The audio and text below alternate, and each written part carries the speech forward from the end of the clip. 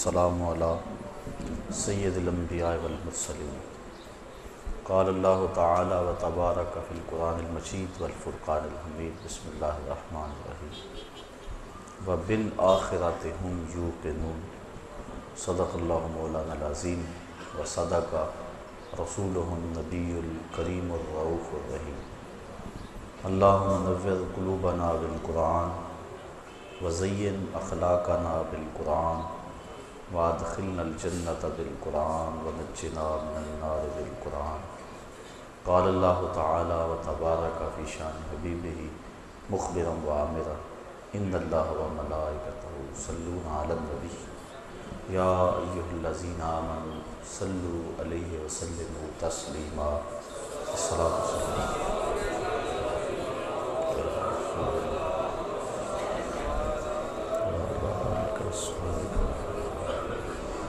والسلام السلام علیکم یا رسول اللہ وعلی آلک واصحابک یا راحت العاشقین۔ تمام حمد و ثنا، تعریف و توصیف اللہ جل مجدہ الکریم کی ذات پاک کے لیے، جو خالق کائنات بھی ہے اور مالک شخصیات بھی۔ اللہ جل وعلا کی حمد و ثنا کے بعد حضور نبی اکرم شفیع امم رسول محتشم نبی مکرم اللہ کے پیارے امت کے سہارے رب کے محبوب دانائے غیور مالک رقاب امم فخر عرب و عجم والی کون و مکان سیاہ لا مکان سید انس و جاں سرور لالا رخاں نیر تاباں سر نشین مہوشاں ماہ خوباں شہنشاہ حسینہ تتمائے دوراں سر خیل زہرہ جمالاں جلوائے صبح ازل نور ذات لم یزل باعث تکوین عالم فخر آدم و بنی آدم نیر بدھا رازدار ما اوہا شاہد ما طغا صاحب علم نشرہ معصوم آمنہ احمد مجتبیٰ حضرت محمد مصطفیٰ صلی اللہ علیہ وسلم کے حضور ناس میں اپنی عقیدتوں ارادتوں اور محبتوں کا خراج پیش کرنے کے بعد واجب الاحترام ذوی الاحتشام برادران اسلام السلام علیکم ورحمۃ اللہ وبرکاتہ۔ پچھلے درس قرآن میں متقین کی صفات بیان کرتے ہوئے ان کا ایمان بالکتب بیان کیا گیا، متقین کی جو خوبی بیان فرمائی گئی اس کا تذکرہ ہوگا۔ وَبِالْآخِرَةِ هُمْ يُوقِنُونَ کہ وہ آخرت پر یقین رکھتے ہیں۔ یہ متقین کی ایک صفت ہے جس کا یہاں بیان ارشاد فرمایا گیا۔ وَبِالْآخِرَةِ هُمْ يُوقِنُونَ اور آخرت پر وہی یقین رکھتے ہیں۔ یہود اور نصارہ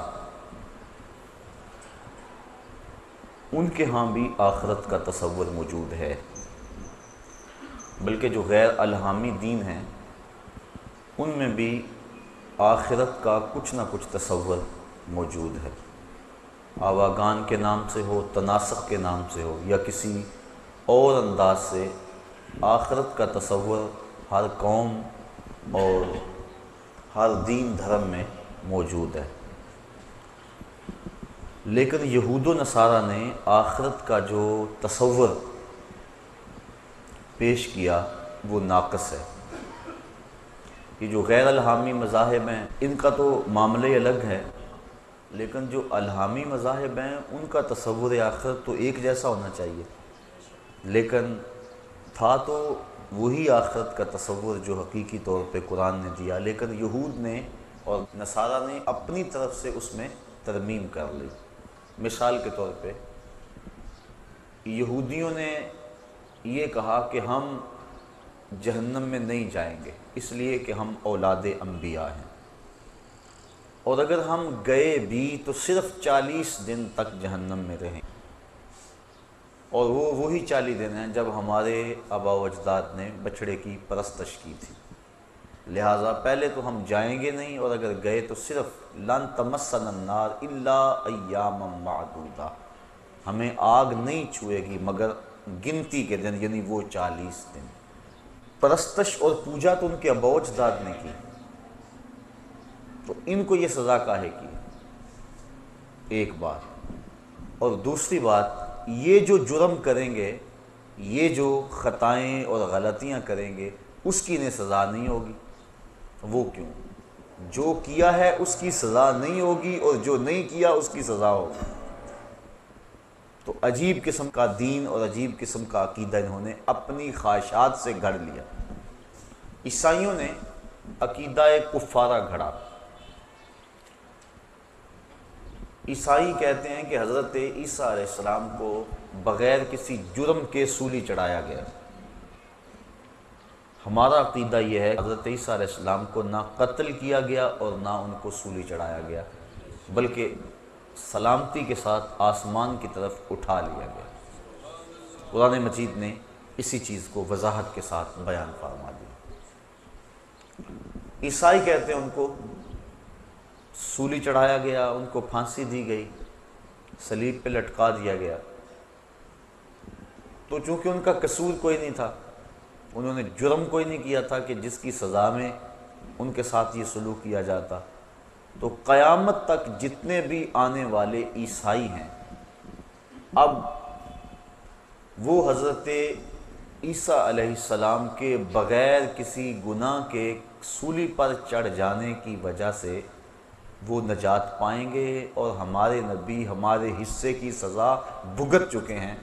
جو نہیں کیا ناکردہ کی سزا پانے کے ساتھ ان کی امت کو یہ فائدہ پہنچا کہ اب قیامت تک عیسائی جو مرضی کرتے رہیں انہیں کچھ نہیں ہوگا، ان کا نبی ان کی سزا بھگت چکا ہے۔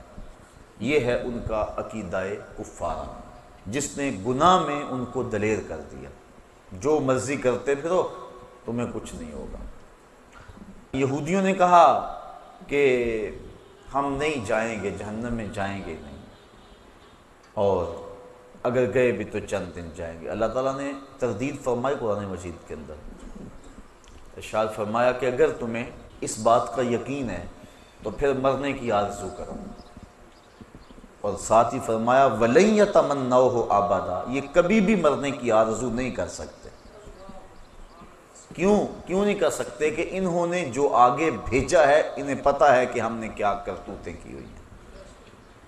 تو یہ اپنے نفس کو تسلی دینے کے لیے، خود فریبی کے لیے انہوں نے عقیدہ گھڑ لیا کہ ہم چونکہ اولاد انبیاء ہیں لہذا میں کچھ نہیں ہوگا، اور انہوں نے عقیدہ کفارہ گھڑ لیا، لہذا ان کا عقیدہ آخرت کا ناقص ہے، اور ان کا عقیدہ یہود کا وہ بھی آخرت کا ناقص ہے۔ اسلام نے جو عقیدہ دیا وہ صحیح ستھرا اور پاکیزہ عقیدہ دیا کہ جو تم کر رہے ہو لکھا جا رہا ہے، اللہ کے علم میں ہے، کرامن کاتبین الگ لکھ رہے ہیں، تمہارے اعضاء الگ گواہی دیں گے، اور ایک ایک چیز تمہارے سامنے اس دن آ جائے گی۔ بلکہ بندہ جب اپنی معمولی سے معمولی خطا کو بھی دیکھے گا لکھا ہوا تو کہے گا ما لہذا الکتاب لا یغادر صغیرۃ ولا کبیرۃ الا احصاها، ہاں اس کتاب کو کیا ہو گیا، اس نے چھوٹی بڑی کوئی بات نہیں چھوڑی، سب کچھ لکھ دیا۔ تو ایک ایک چیز لکھی جا رہی ہے، قیامت کے دن ہر شے تشت از بام ہو جائے گی۔ یوم تبلی السرائر فما لہ من قوۃ ولا ناصر، اس دن سارے راز کھول دیے جائیں گے، ہر شے سامنے آ جائے گی۔ تو اللہ تعالیٰ اگر چاہے گا تو اپنے کرم سے کسی کو معاف کر دے گا، لیکن اگر وہ سزا دینا چاہے تو کوئی شخص دم نہیں مار سکتا۔ اس لیے اس دنیا کے اوپر انسان سے گناہ سرزد ہو جائیں تو وہ توبہ کرے، توبہ سے گناہ ختم ہو جاتے ہیں، مٹ جاتے ہیں، بلکہ گناہ نیکیوں میں بدل جاتے ہیں۔ اور اگر وہ توبہ کے بغیر اس دنیا سے چلا گیا، اس کے نامہ اعمال کے اندر وہ گناہ موجود رہے، تو پھر اس کو اس کی سزا بھگتنا ہوگی۔ اللہ اپنی مرضی سے چاہے تو درگزر فرما لے۔ جو حقوق العباد ہیں، بندوں کے جو حق ہیں، وہ قیامت کے دن بھی معاف نہیں ہوں گے، انہیں اللہ تعالیٰ جل شانہ صاحبان حق کے سپرد کرے گا۔ اور اگر کسی نے کسی کے 2 پیسے بھی دبا لیے ہوئے ظلماً تو 700 با جماعت نماز اس کے بدلے میں لے لی جائے گی۔ تو ہم دیکھیں کہ ہم کیا کر رہے ہیں اور کس جگہ پہ کھڑے ہیں اور اپنا کیا دھرا کیسے برباد کر رہے ہیں۔ تو عقیدہ آخرت جو اسلام نے دیا ہے اس سے بچنے کی امید بھی ہے، پکڑے جانے کا اندیشہ بھی ہے، لہٰذا بندہ اپنا احتساب رکھے اور قدم پھونک پھونک کے رکھے اور اپنے معاملات کو صاف رکھے۔ ہمارے بنیادی عقائد جو ہیں وہ 3 ہیں: عقیدہ توحید، عقیدہ رسالت اور عقیدہ آخرت۔ عقیدہ توحید اللہ تعالیٰ جل شانہ کو واحد احد صمد بے نیاز یکتا ذات میں صفات میں ماننا۔ عقیدہ رسالت کا اقرار اور اللہ تعالیٰ کی طرف سے جو خلق خدا کی رہنمائی کا نظام ہے اس کو تسلیم کرنا۔ تیسرا عقیدہ آخرت جس کی وضاحت آپ کے سامنے پیش کی گئی۔ یہ جو کفار مکہ تھے یہ توحید کا انکار نہیں کرتے تھے، بتوں کو شامل کرتے تھے ساتھ، یعنی وجود باری کا انکار نہیں کرتے تھے، اللہ تعالیٰ کے وجود کا ایمان رکھتے تھے لیکن بتوں کو بھی ساتھ شریک مانتے تھے، لہٰذا ان کے عقیدے میں خرابی آئی۔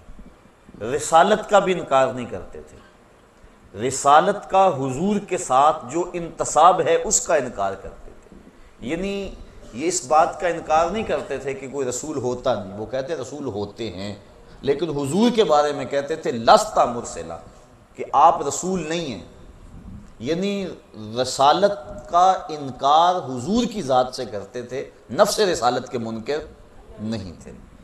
لیکن تیسرا عقیدہ جو ہمارا اسلام کا بنیادی ہے عقیدہ توحید، اس کا وہ ڈٹ کے انکار کرتے تھے۔ وہ کہتے تھے یہ بات سمجھ سے باہر ہے کہ جب ہم مر جائیں گے ہماری ہڈیاں جو ہے وہ خاک میں مل جائیں گی تو دوبارہ کیسے ہمیں زندہ کیا جائے گا، اس بات کا وہ ڈٹ کے انکار کرتے تھے۔ جتنی بھی مکی آیات ہیں آپ پڑھ لیں، اس میں عقیدہ آخرت کا اس بات زوردار انداز میں کیا گیا۔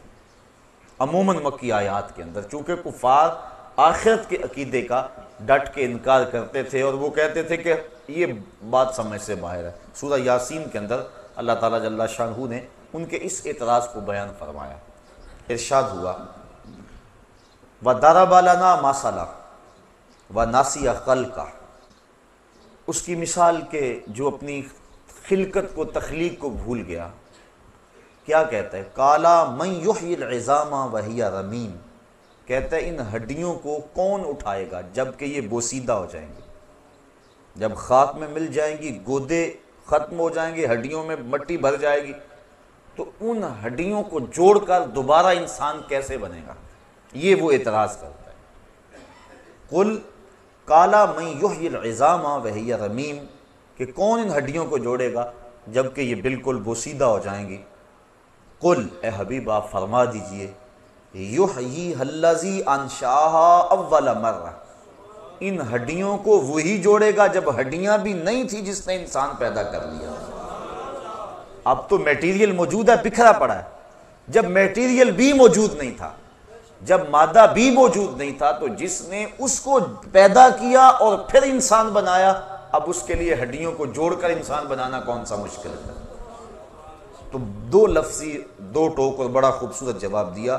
حبیب آپ فرما دیں، کل آپ ارشاد کر دیں، یحییھا الذی انشأھا اول مرہ، ان کو وہی دوبارہ زندگی دے گا، دوبارہ ان کو جوڑے گا کہ جس نے پہلی مرتبہ ان کی تخلیق کی، جس نے ہڈیوں کو پیدا کیا ان کو جوڑ کے انسان بھی بنا لے گا۔ تو اور بھی دوسرے مقامات پر اللہ تعالیٰ جل شانہ نے شاف سورہ طارق کے اندر جس مالک نے انسان کو صلب سے اور سینے کی پسلیوں سے نکالا، یخرج من بین الصلب والترائب انہ علی رجعہ لقادر، جب انسان کو تخلیق ہوئی تو وہ سینے کی پسلیوں سے اور صلب سے نکالا گیا، تو پھر اس کی تخلیق ہوئی اور کتنی منمونی صورت دے دی گئی۔ تو جب مالک نے وہاں سے نکال کر اتنی خوبصورت صورت سے اس کو نوازا، تو جب یہ قبر میں چلے جائے گا تو اس کو دوبارہ کیا اٹھانے پہ وہ قادر نہیں ہے؟ جو پسلیوں سے کھینچ کے انسان کو تعمیر کرتا ہے، جو صلب کی ہڈی سے انسان کو کھینچ کے تعمیر کر لیتا ہے، تو کیا وہ مرے ہوئے انسان کو دوبارہ زندگی نہیں بخش سکتا؟ تو اس بات فرمایا گیا عقیدہ آخرت کا، اس کے دلائل قرآن مجید کے اندر جگہ جگہ پھیلے ہوئے ہیں، بالخصوص مکی آیات کے اندر اس کو بڑی وضاحت کے ساتھ بیان کیا گیا ہے۔ تو یہ ہمارا بنیادی عقیدہ ہے، عقیدہ آخرت، کہ ہم دنیا پہ جو کچھ کر رہے ہیں اللہ کے حضور ایک ایک چیز کا حساب دیں گے۔ موت برحق ہے اور کسی کو موت سے چھٹکارا نہیں ہے، اور اس کے بعد برزخ کی زندگی کا آغاز ہونا ہے۔ قبر یا تو جنت کے باغوں میں سے ایک باغ ہے یا جہنم کے گڑھوں میں سے ایک گڑھا ہے۔ اس کے بعد پھر حشر بپا ہوگا، لوگ قبروں سے اٹھائے جائیں گے۔ حشر کا ایک دن 50,000 سال پہ مشتمل ہوگا۔ ترازو نصب ہوگا، لوگوں کے اعمال تولے جائیں گے، اچھے برے اعمال کا وزن ہوگا۔ آج جو پلڑا بھاری ہوتا ہے وہ نیچے کو جھک جاتا ہے، لیکن میزان کا معاملہ برعکس ہے، جو پلڑا بھاری ہوگا وہ اوپر کو اٹھے گا، چونکہ نیکیاں نور ہوتی ہیں اور نور کی اٹھان اوپر کی طرف ہوتی ہے، تو وہ بھاری پلڑا جو ہے وہ اوپر کی طرف اٹھے گا۔ اس کے بعد پھر پل صراط سے گزرنا ہوگا، اور وہ بال سے باریک ہے، تلوار سے تیز ہے، اور جہنم کی پشت کے اوپر نصب ہے۔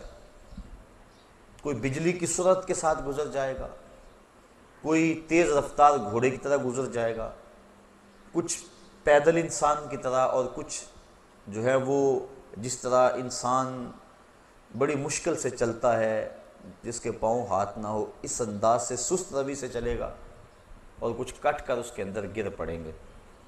اور جہنم اور دوزخ اللہ تعالیٰ کے قہر و غضب اور اس کی رضا کے مظہر ہیں۔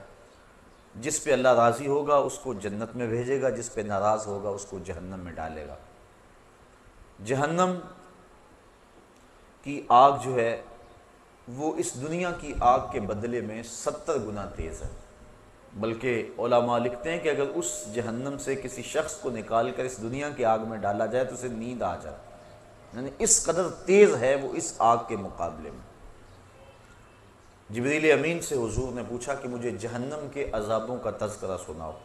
عرض کی حضور سب سے ہلکا عذاب جہنمی کو جو دیا جائے گا وہ یہ ہے کہ اس کے پاؤں میں آگ کے جوتے ہوں گے، باقی پورا بدن اس کا سلامت ہوگا، صرف پاؤں میں آگ کے جوتے رکھے جائیں گے۔ یہ خفیف ترین عذاب ہے۔ یغلی منہما دماغہ، جوتے پاؤں میں ہوں گے لیکن دماغ پگھل کے ناک اور کانوں کے راستے سے باہر آ جائے گا۔ یہ سب سے ہلکے عذاب کی کیفیت ہے۔ جو سخت عذاب ہیں الیاذ باللہ، اس میں بڑی بڑی گہری وادی ہیں، جہنمی اس میں چیخے گا، پکارے گا، 70 سال تک تو اس کی آواز کوئی نہیں سنے گا، اور 70 سال کے بعد داروغہ جہنم جھڑک کے کہے گا، بول کیا بولنا ہے؟ وہ کہے گا کہ مجھے پانی دو، تو اس کو پھر پانی دیا جائے گا۔ کون سا پانی؟ مائے معین نہیں، سلسبیل نہیں، کوثر نہیں، تسنیم نہیں، کون سا پانی؟ اس کو مائے حمیم پلایا جائے گا اور غسلین دیا جائے گا۔ مائے حمیم اتنا گرم اور کھولتا ہوا پانی ہوگا کہ جب اس کو کٹورے میں ڈال کر اس کے سامنے رکھا جائے گا اور وہ پینے کے لیے منہ آگے بڑھائے گا، اس سے اٹھنے والی بھاپ سے اس کے منہ کی کھال ادڑ کے اس پیالے میں گر پڑے گی، لیکن اس کے باوجود اس کو پینا پڑے گا۔ یہ اس کے عذاب کی ایک صورت ہوگی۔ اور غسلین جہنمیوں کے پیپ کا پانی ہوگا۔ اللہ اکبر، الیاذ باللہ، اور وہ اتنا بدبودار ہوگا، امام ابو رجب حنبلی لکھتے ہیں اگر غسلین کا ایک قطرہ اب دنیا پہ ڈال دیا جائے تو اس کی بدبو سے انسان تو انسان رہے، جانوروں کے دماغ بھی پھٹ جائیں، اور اس کو وہ پانی پینا ہوگا۔ اس نے اللہ کی نافرمانی کی، اس کے حکموں کو توڑا اور اپنی منشا اور مرضی اور خواہش کے مطابق چلتا رہا تو کل قیامت کے دن سخت اس کو تکلیف اٹھانا ہوگی۔ جنت اللہ کی رضا کا منظر ہے اور وہاں زمین کستوری کی ہے۔ اللہ تعالیٰ جل شانہ نے اس کو رنگا رنگ باغوں سے سجایا ہوا ہے، مائے معین، کوثر، سلسبیل کی نہریں چلتی ہیں، دودھ کی نہریں چلتی ہیں۔ 500 سال کی مسافت پر اونچے اس کے درخت ہیں جن کے اوپر پھل لٹک رہے ہوں گے، اور جب جنتی آرزو کرے گا شاخ جھک کے منہ کے قریب آ جائے گا۔ مختلف پانی اس کو دیے جائیں گے، لیکن سب سے بڑا جنتی کے لیے اعزاز یہ ہوگا، حوریں پلائیں گی اس کو، غلمان پلائیں گے، لیکن سب سے بڑا اس کے لیے یہ اعزاز ہوگا وَسَقَاهُمْ رَبُّهُمْ شَرَابًا طَهُورًا، کہ ان کا رب دست کرم سے شراب طہور کے جام پلائے گا۔ تو یہ ساری چیزیں آخرت سے متعلق ہیں، جہنم اور جنت، پل صراط، میدان حشر۔ میدان حشر کی سختیاں بھی بہت ساری بیان ہوئی کہ لوگ اپنے اپنے گناہوں کے سبب سے پسینے میں شرابور ہوں گے۔ حضور ارشاد فرمایا کہ لوگ قبروں سے برہنہ اٹھائے جائیں گے۔ تو ام المومنین حضرت عائشہ صدیقہ رضی اللہ تعالیٰ عنہ کپ کپا گئیں، کہا حضور ایک دوسرے سے شرم نہیں آئے گی؟ فرمایا عائشہ معاملہ تو اس سے بھی سخت ہے، کسی کو ہوش رہا تو شرم آئے گی نا، ہر ایک کے طوطے اڑے ہوئے ہوں گے، ہوش اڑے ہوئے ہوں گے، عجیب کیفیت ہوگی۔ اللہ اکبر، لوگ اپنے اپنے گناہوں کے سبب پسینے میں شرابور ہوں گے، کوئی گھٹنوں تک، کوئی ٹخنوں تک، کوئی کمر تک، اور کسی کو پسینے کی لگام دی جائے گی، اور وہ یہ یوں ہی پسینہ نہیں ہوگا جس طرح کا ہمیں پسینہ آتا ہے، وہ گرم ہوگا، گرم۔ اگر اس کا ایک قطرہ احد پہاڑ پہ رکھا جائے تو وہ پگھل جائے، اور اس پسینے کا ایک قطرہ اگر دنیا پہ ڈال دیا جائے بدبو سے دماغ پھٹ جائے۔ اس پسینے سے اپنے اپنے گناہوں کے سبب سے لوگ شرابور ہوں گے، لیکن کچھ لوگ ایسے ہوں گے جن کو اللہ کی رحمت کے سائے ملیں گے۔ وہ بخاری شریف کی روایت، حضور نے ارشاد فرمایا سبعۃ یظلھم اللہ تعالی فی ظلہ یوم لا ظل الا ظلہ، امام عادل وشاب نشأ فی عبادت اللہ۔ 7 اشخاص ایسے ہیں کہ قیامت کے دن جب کوئی سایہ نہیں ہوگا اللہ انہیں اپنی رحمت کے سائے میں رکھے گا۔ وہ 7 اشخاص کون ہیں؟ امام عادل، عادل حکمران۔ دوسرا وشاب نشأ فی عبادت اللہ، وہ جوان جس کی جوانی اللہ کی عبادت میں گزری۔ آج ہم سمجھتے یہ جوانی ہے، اس کو منشا اور مرضی کے مطابق گزارنا چاہیے۔ ابھی تو یہ جوانی کی بہاریں ہیں، ترنگ ہے، تو ابھی تو پورا نفع حاصل کرنا چاہیے جوانی سے۔ ابھی سے جا کے مسجد میں بیٹھ جائیں، اللہ اللہ کرنے لگ جائیں، فقیروں کی صحبت میں بیٹھیں، علماء کی مجلس اختیار کریں، اچھی محافل میں پہنچیں۔ یہ تو نہیں نا عمر بھائی، وہ تو عمر آئے گی تو دیکھیں گے۔ یہ تو جوانی ہے، اور جوانی مستانی ہوتی ہے، اس کو چوکوں میں، گلیوں میں، بازاروں میں، سینما گھروں میں، کلبوں میں، ہوٹلوں میں گزارو، زندگی کے عیش اور زندگی کی لذتیں حاصل کر لو۔ لیکن نہیں جوانوں، جوانی وہی ہے جو اللہ کی یاد میں گزر جائے۔ در جوانی توبہ کردن شیوائے پیغمبری، وقت پیری گرگ ظالم می شود پرہیزگار۔ اللہ کے محبوب علیہ السلام نے ارشاد فرمایا انا حبیب اللہ الشاب التائب حبیب اللہ، لوگوں میں اللہ کا حبیب ہوں، اور جو جوان جوانی میں توبہ کر لے وہ بھی اللہ کا حبیب ہے۔ ذرا دیکھیے تو صحیح، کتنی بڑی بات ہے کہ نوجوان اللہ کا حبیب اور محبوب کہلاتا ہے، جو جوانی کی خواہشات کو کچل کر اللہ کی رضا کے لیے جیتا ہے، اللہ کی رضا کے لیے شب و روز گزارتا ہے۔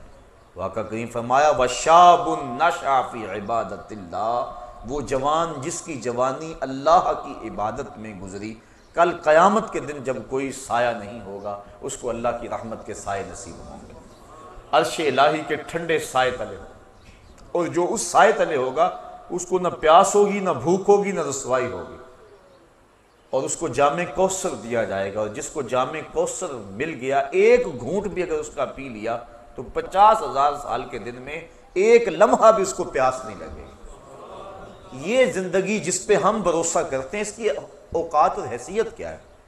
ہم پتہ نہیں کیوں غافل ہو گئے، ہم نے کبھی اس نہج پہ سوچا ہی نہیں ہے کہ ہم تھوڑے سے عرصے کو خوبصورت بنانے کے لیے، رنگین بنانے کے لیے، پر آسائش بنانے کے لیے اس زندگی کو برباد اور تباہ کر لیتے ہیں جو ابدی اور سرمدی اور نہ ختم ہونے والی۔ آپ ذرا اندازہ کیجئے ہماری ساری زندگی کتنی ہے؟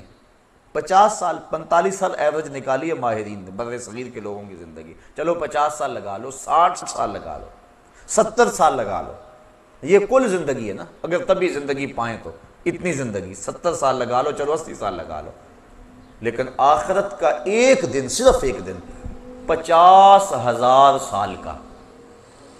تو ذرا تصور تو کریں، ذرا کیلکولیٹر لے کے کسی دن حساب تو کرنا کہ یہ ساری زندگی ایک طرف اور 50,000 سال کا ایک دن ایک طرف۔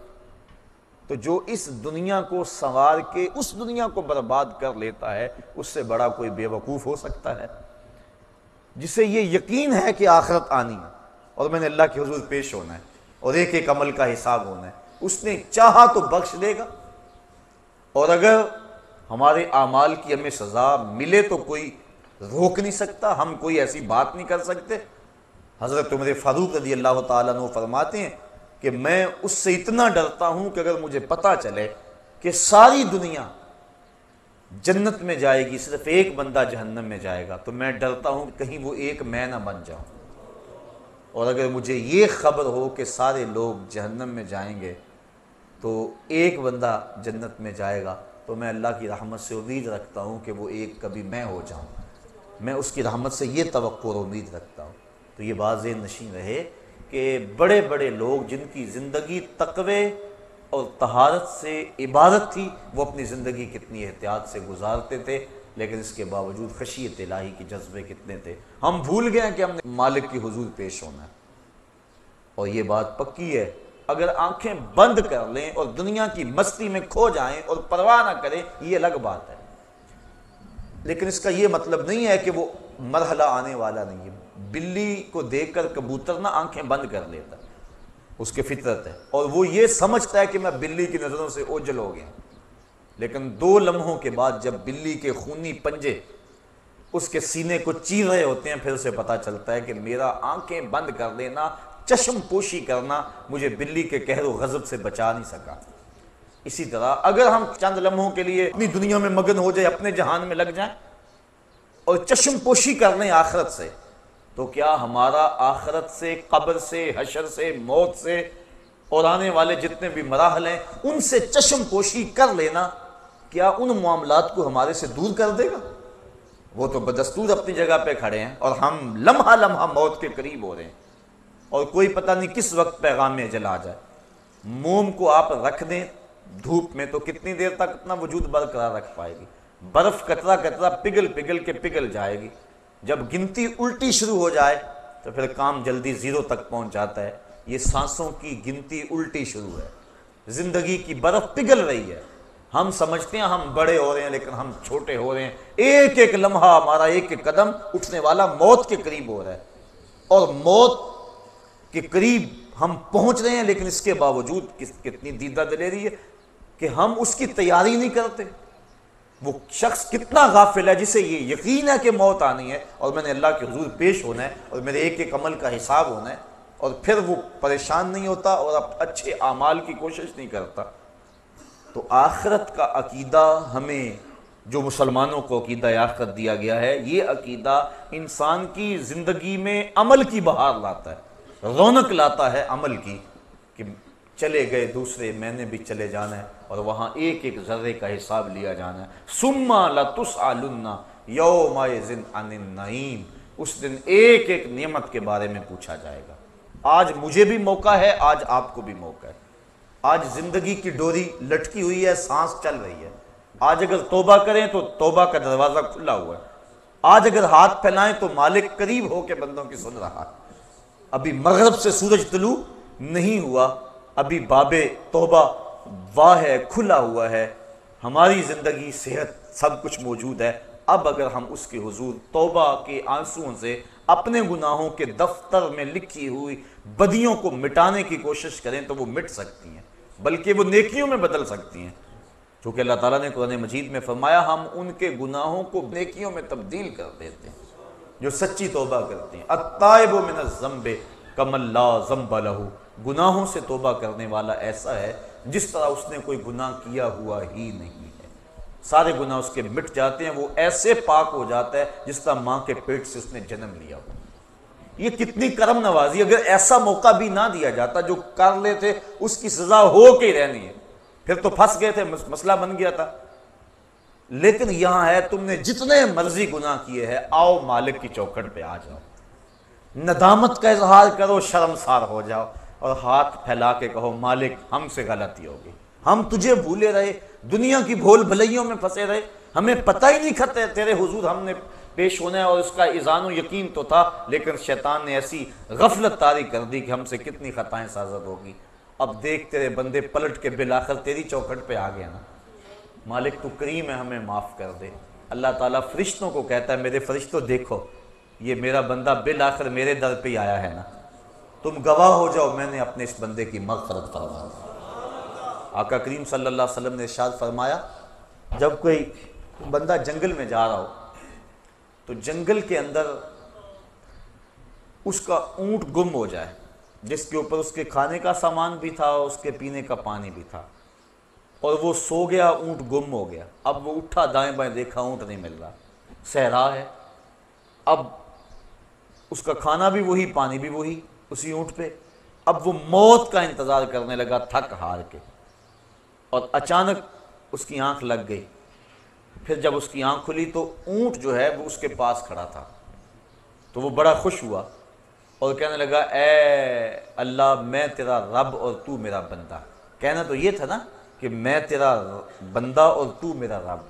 تو اس نے جلدی میں اور اس قدر سے خوشی ہوئی کہ خوشی سے مغلوب ہو گیا، اور اسے لفظ بھی یاد نہ رہے کہ میں کیا کہہ رہا ہوں، تو اس نے یہ کہہ دیا کہ اے میرے اللہ تو میرا بندہ اور میں تیرا رب، یعنی اس نے یہ خوشی سے کہا، اس قدر مغلوب ہو گیا۔ تو فرمایا کہ صحابہ اس بندے کو جب اونٹ مل گیا اور اس نے مغلوب ہو کے یہ بات کہی، بتاؤ اس کو اونٹ ملنے سے کتنی خوشی ہوئی؟ کہا کہ حضور بہت زیادہ۔ فرمایا جس قدر اونٹ ملنے سے اس کو خوشی ہوئی، جب بندہ توبہ کرتا ہے اللہ اس سے بھی زیادہ خوش ہوتا ہے۔ تو ذرا دیکھو تو صحیح، بلا جس نے جرم کیا ہوا ہو، جو بھاگا ہوا ہو، جب پلٹ کے آئے تو کیا حالت ہوتی؟ باپ کے گھر سے بھاگا ہو یا ماں کے پاس سے بھاگا ہو، استاد سے بھاگا ہو یا تھانے سے بھاگا ہو، جیل خانہ سے بھاگ گیا ہو یا کسی اور جگہ سے بھاگ گیا ہو، بھاگا جب پلٹ کے آتا ہے تو اسے پتہ ہوتا ہے کہ میرے ساتھ کیا سلوک ہونے والا ہے، لیکن یہ در ایسا در ہے جب بھاگا ہوا پلٹ کے آتا ہے اللہ کی رحمت بڑھ کے اس کا استقبال کرتی ہے۔ میرے بندے تو واپس آ گیا ہے، تو اللہ تعالیٰ جل شانہ کی رحمتیں بڑھ کر اپنے اس بندے کا استقبال کرتی ہیں۔ تو اس عنوان سے بہت کچھ کہا جا سکتا ہے، میں یہی کہوں گا کہ آج موقع ہے، اللہ نے صحت دی ہے، اللہ نے جوانی دی ہے، اگر کوئی بڑھاپا ہے تو بڑھاپے میں بھی توبہ۔ اب تو وہ کیا کہتے ہیں، سورج غروب ہونے کے قریب ہے، دیگرتے دن گیا محمد اوڑک نو ڈب جانا۔ ویسے تو پتہ بچے بوڑھے جوان کا بھی نہیں ہے۔ حضرت امام غزالی فرماتے ہیں معاشرے میں ذرا نظر دوڑا کے دیکھو، بچے زیادہ نظر آتے ہیں یا بوڑھے یا جوان؟ کہا تمہیں بچے زیادہ نظر آئیں گے۔ کہا اس کا مطلب یہ ہے کہ لوگ جوان کم ہوتے ہیں، زیادہ بچپن میں مر جاتے ہیں۔ تمہیں پھر دیکھو جوان زیادہ ہیں یا بوڑھے زیادہ ہیں؟ کہا بوڑھے کم نظر آئیں گے، جوان زیادہ نظر آئیں گے۔ کہا اس کا مطلب یہ ہے کہ لوگ بڑھاپے تک کم پہنچتے ہیں، زیادہ لوگ جوانی میں موت کے منہ میں چلے جاتے ہیں۔ اور اگر کسی کو اللہ نے یہ مہلت دے دی کہ وہ بوڑھا ہو گیا تو پھر اس کو اب بڑھاپے میں بھی اپنے رب سے دور نہیں رہنا چاہیے، اور جوان کو جوانی کے لمحوں کو غنیمت سمجھنا چاہیے اور اپنے رب کے حضور رجوع لانا چاہیے، پچھلے گناہوں سے توبہ کرنا چاہیے، آخرت کا عقیدہ مضبوط سے مضبوط تر ہو اور اسے یقین ہو کہ میں نے اللہ کے حضور پیش ہونا ہے، اور یہ عقیدہ اور یہ اذعان و یقین اس کو آخرت کی سختیوں سے بچا سکتا ہے، اس کی زندگی میں انقلاب لا سکتا ہے۔ میں اور آپ تیزی کے ساتھ موت کی طرف بڑھ رہے ہیں۔ پوچھا گیا نا زندگی اور موت کے بارے میں کیا خیال ہے؟ عرض کی فجر کی نماز پڑھی ہے، پتہ نہیں ظہر پڑھیں گے یا کہ نہیں۔ کہا اتنی لمبی امیدیں لگائے بیٹھے ہو، کہا ظہر پڑھی ہے، پتہ نہیں عصر پڑھیں گے یا کہ نہیں۔ کہا طول عمل کی بات کہی، کہا عصر پڑھی ہے، پتہ نہیں مغرب پڑھ سکیں گے یا کہ نہیں۔ ایک نے بولا ایک رکعت پڑھی ہے، پتہ نہیں دوسری رکعتیں بھی پڑھیں گے کہ نہیں۔ فرمایا یہ سب کچھ تم کہتے ہو، میں تو یوں کہتا ہوں ایک طرف سلام پھیرا ہے، پتہ نہیں دوسری طرف سلام بھی پھیر سکیں گے یا کہ نہیں۔ اور آپ دیکھتے ہیں کہ اچانک ایک بندہ موت کے منہ میں چلا جاتا ہے، ہم سمجھتے یار یہی تو بھی تھا تھوڑی دیر قبل، لیکن اچانک موت دبوچ لیتی ہے۔ تو قبل اس سے کہ وہ وقت آن پہنچے اور کوئی حجت باقی نہ رہے، مجھے اور آپ کو اپنے اعمال کی اصلاح کر لینی چاہیے۔ اللہ تعالیٰ نے موقع دیا، بار بار توبہ کا موقع دیا، اور اس انداز سے پچھلی امتوں کو سہولت نہیں تھی جس انداز سے امت مصطفیٰ کو عطا کی گئی۔ اور پھر دوسری بات یہ ہے کہ تھوڑا بھی عمل کرو گے، اس امت کو یہ اعزاز بخشا گیا ہے، تھوڑے عمل پہ بڑا اجر و ثواب رکھا گیا۔ آقا کریم فرمایا ایک بندہ فجر سے ظہر تک کام کرتا ہے، اس کو 1 درہم ملتا ہے۔ ایک ظہر سے عصر تک کام کرتا ہے، وقت تھوڑا، اس کو آدھا درہم ملنا چاہیے، لیکن اس کو بھی 1 درہم ملتا ہے۔ اور ایک بندہ عصر سے مغرب تک کے وقت میں کام کرتا ہے، اس کا وقت اس سے بھی تھوڑا، لیکن اس کو 2 درہم ملتے ہیں۔ فرمایا پہلی مثال یہود کی ہے، دوسری مثال نصارہ کی ہے، اور تیسری مثال میری امت کی ہے۔ تو کیسی لوٹ سے لگی ہوئی ہے، اور ہم کتنے محروم ہیں۔ ہم ان چیزوں کے پیچھے بھاگ رہے ہیں جو ہمارے لیے پیدا کی گئی تھی، جو ہماری خدمت کے لیے پیدا کی گئی تھی، اور جن کی تخلیق کا مقصد ہماری ضرورت کی کفالت کرنا تھا، اور ہم ان کے پیچھے بھاگ رہے ہیں۔ بچہ جب شکم مادر میں 120 دن کا ہوتا ہے، فرشتہ آ کے اس کا رزق لکھ جاتا ہے، تو جو لکھا گیا اس سے زائد 1 پیسہ بھی نہیں ملے گا، اور جب لکھا گیا اس سے قبل نہیں ملے گا۔ تو ہمارا یہ کام نہیں تھا جو ہم کر رہے ہیں، ہمارا کام تھا اپنے رب کو راضی کرتے اور اس آخرت کے دن کے لیے تیاری کرتے۔ ویسے ڈر تو رہتا ہے ہر شخص کو موت کا، امام غزالی فرماتے ہیں وہ بھی 3 طرح کا ڈر ہے۔ کچھ لوگ اس لیے ڈرتے ہیں کہ اگر میں مر گیا تو میری زندگی کی لذتیں چھن جائیں گی، اب تو میرا وقار ہے، مسند ہے، عہدہ ہے، شان و شوکت ہے، زندگی کی لذتیں ہیں، دوست احباب کا ماحول ہے، خوش گپیاں ہیں، اگر میں مر گیا تو یہ سب کچھ جاتا رہے گا، اس وجہ سے وہ موت سے ڈرتا ہے۔ یہ ڈر انسان کی زندگی میں عیش و عشرت کو بڑھا دیتا ہے۔ بابر بعیش کوش کے عالم دوبارہ نیست، بابر عیش کر لو کہ زندگی بار بار نہیں ملے گی۔ یہ ڈر مذموم ڈر ہے۔ کچھ لوگ موت سے اس لیے ڈرتے ہیں کہ اگر میں مر گیا تو میرے بوڑھے ماں باپ کا کیا بنے گا، میں تو گھر کا واحد کفیل ہوں، اور میرے ماں باپ کو اگر میری وفات کی اچانک خبر پہنچ جائے، بڑھاپے میں اب وہ ہیں، انہوں نے پالا پوسا جوان کیا، اب میرے سے نفع حاصل کرنے کے دن ہیں ان کے، اگر میں مر گیا تو ان کے دل پہ کیا بیتے گی، میرے بچے یتیم ہو جائیں گے، در در کے دھکے ان کا مقدر ہوں گے، میری بیوی بیوہ ہو جائے گی۔ وہ اس خیال سے ڈرتا ہے، میرے دوست کس صدمے میں 2-4 ہوں گے، وہ اس خیال سے تڑپ جاتا ہے، اور موت کا خوف اس کے دل میں آنا شروع ہو جاتا ہے، اور وہ رونے لگ جاتا ہے یا پریشان ہو جاتا ہے۔ یہ ڈر بھی انسان کی زندگی میں لالچ کو، ہوس کو بڑھا دیتا ہے، اکٹھے کر لو تاکہ بعد والے پریشان نہ ہو، جو کچھ آج کل ہے ہو رہا ہے۔ تیسرا ڈر امام غزالی فرماتے ہیں ایک مومن کا ڈر ہے، اور وہ سوچتا ہے اگر میں اچانک اب مر جاؤں تو میرے پلے کون سا نیک عمل ہے جو لے کر اللہ کے حضور پیش ہو سکوں گا، میرے پلے کمائی کون سی ہے۔ ماضی کو دیکھوں تو گناہوں سے لتھڑا پڑا، اعمال کا دفتر دیکھوں تو خالی، تو کون سی شے ہے میرے پلے، کس منہ سے جاؤں گا اپنے رب کے ہاں۔ حضرت سری سختی ایک بزرگ ہیں، حضرت جنید بغدادی کے شیخ اور ماموں لگتے ہیں رشتے میں، فرماتے ہیں میں تو اس بات سے ڈرتا ہوں کہ اپنے رب کا سامنا کیسے کروں گا، اس نے مجھے کیا دیا اور میں نے کیا کیا اس کے لیے۔ اور حضرت اقبال، علامہ اقبال کہتے ہیں میں تو اس بات سے ڈرتا ہوں کہ میں رسول کریم کا سامنا کیسے کروں گا۔ اور اللہ کی بارگاہ میں عرض کرتے ہیں تو غنی از ہر دو عالم من فقیر، روز معاشر عذر ہائے من پذیر، گر تو می بینی حسابم ناگزیر، از نگاہ مصطفیٰ پنہا بگیر۔ اے اللہ میرا حساب نہ لینا، مجھے یوں ہی معاف کر دینا، اور اگر میرا حساب لینا ضروری ٹھہرا تو کم از کم حضور کے سامنے نہ لینا، مجھے حضور سے شرم آئے گی۔ تو دیکھیے یہ تھا خوف اور یہ تھی خشیت۔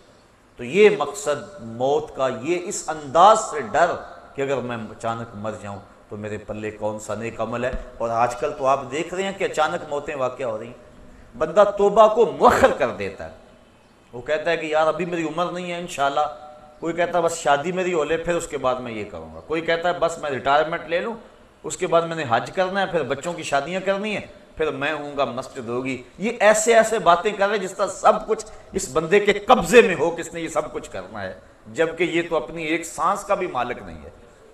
اسے تو ایک سانس کا نہیں پتا جو اندر گئی ہے وہ باہر آئے گی کہ نہیں، جو باہر ہے وہ اندر جائے گی کہ نہیں۔ جس بندے کا اتنا اختیار بھی نہیں ہے اپنی سانس پہ، وہ کہہ رہا ہے کہ بس جی آپ کی بات سمجھ آ گئی، انشاءاللہ میں ریٹائرمنٹ لے لوں، پھر میں بچوں کی شادیاں کر لوں، پھر میں حج پہ جانا ہے، پھر آ کے انشاءاللہ میں ہوں گا مسجد ہوگی اور سنگ در محبوب ہوگا، پھر میں جو ہے انشاءاللہ دیکھنا کیسا میرا زندگی کا رنگ بدلتا ہے۔ یہ وہ شخص کہہ رہا ہے جس کے قبضے میں ایک سانس بھی نہیں ہے۔ ابھی میں جوان ہوں، بس تھوڑی عمر اور ہو جائے، بس آپ انتظار کر لیں۔ یہ وہ کہہ رہا ہے، یہ نفس اندر سے آوازیں دے رہا ہے، یہ شیطان اس کو ایسی باتیں سکھا اور پڑھا رہا ہے تاکہ وہ توبہ کو مؤخر کر لے، اور اچانک اگر موت آ جائے تو یہ بری موت مرے۔ چونکہ اچانک موت سے تو حضور نے بھی پناہ مانگی نا، اللہم انی اعوذ بک من الموت الفجاۃ، اے اللہ اچانک موت سے میں تیری پناہ مانگتا ہوں، یعنی اچانک موت سے پناہ مانگی۔ آج کل تو کئی ڈھب ہیں اچانک موت کے، ایکسیڈنٹ ہو گیا، بم دھماکے ہو گئے، بیماریاں ایسی ہیں، اچانک بندہ اس دنیا سے چلا جاتا، اس کو توبہ کی توفیق ہی نہیں ملتی۔ تو انسان توبہ کو مستقبل پہ مؤخر کرے تو ایک تو اسے مستقبل کی خبر نہیں ہے، اور دوسرا اب وہ مؤخر کر رہا ہے جو حالت اس کے دل کی اب ہے، تو اس کے باوجود وہ مؤخر کر رہا ہے، تو جب 4 سال گزر جائیں گے دل اور سخت ہو جائے گا، تو کیا پھر اس کو ہو سکتا ہے خیال بھی نہ آئے کہ میں توبہ کر لوں؟ تو جو حالات اب ہیں وہ شاید اس وقت نہ ہو، تو توبہ میں تاخیر کرنا یہ بھی بہت بڑی محرومی ہوتی ہے۔ تو اگر اللہ تعالیٰ کسی کو توفیق دے دے، اپنا راستہ دے دے، تو وہ ایک لمحہ بھی تاخیر نہ کرے، وہ اللہ کے حضور اپنے گناہوں سے معافی مانگ لے۔ یہی بندے کے لیے اعزاز ہے، اور یہی بندے کی حقیقی سرخروئی ہے۔ عقیدہ آخرت ایک بڑا وسیع مفہوم ہے، اور اس کے عنوان سے بہت کچھ کہنے والا تھا، لیکن آج کی اس نشست میں اسی عنوان سے کچھ باتیں میں آپ کی گوش گزار اس امید سے کی ہیں شاید کہ کسی دل میں اتر جائے میری بات، اور میں اور آپ اپنی زندگی کے اندر تبدیلی لانے کی کوشش کریں، اچھے لوگوں کی سنگت اور صحبت میں بیٹھیں اور اپنے معمولات کو بہتر رکھیں۔ برے لوگوں کی صحبت سے بچنا بہت ہی ضروری ہے، کیونکہ اللہ کے محبوب علیہ السلام نے ارشاد فرمایا المرء علی دین خلیلہ فلینظر احدکم من یخالل، ہر شخص اپنے دوست کے دین پہ ہوتا ہے، جب وہ کسی سے دوستی لگانے لگے تو وہ دیکھے کہ وہ کس سے دوستی لگا رہا ہے۔ اس لیے ہم نے کسی سے تعلق جوڑتے ہوئے پہلے دیکھنا ہے کہ اس کے معمولات کیا ہیں۔ اگر کوئی غافل ہے تو پھر نمازی کو بھی وہ غافل کر دے گا، اور اگر کسی نماز پڑھنے والے سے دوستی ہے تو پھر ایک دن وہ اس کو کھینچ کے مسجد کی طرف لے جائے گا۔ اس لیے میں اور آپ اپنی دوستیاں، اپنے دائیں بائیں کے ماحول، اچھے لوگوں کی سنگت اور صحبت اختیار کیا کرو، اور اچھی چیزیں سننے کو ملیں تو اس کے لیے وقت نکالا کرو۔ اللہ مجھے آپ کو توفیق عمل عطا کر دے، اور میری دل کی اتھا گہرائیوں سے آپ اگر میرے دل کو دیکھ سکے تو میرے دل کے اس وقت جذبات کیا ہیں، میرے دل کی اتھا گہرائیوں سے آپ سب کے لیے، اس مجلس میں موجود نوجوانوں کے لیے بالخصوص بے پناہ محبتوں کے جذبات ہیں، اور میرے دل کی آرزوئیں اور تمنا یہ ہے مالک ان سب ساتھیوں کو اپنے عرش کا ٹھنڈا سایہ نصیب فرما دے، اور یہ تبھی ممکن ہے کہ ہم اپنی زندگی کو بدلیں۔ تو بات یہاں سے چلی تھی وَشَابٌ نَشَأَ فِي عِبَادَةِ اللَّهِ، وہ جوان جس نے جوانی اللہ کی عبادت میں گزاری۔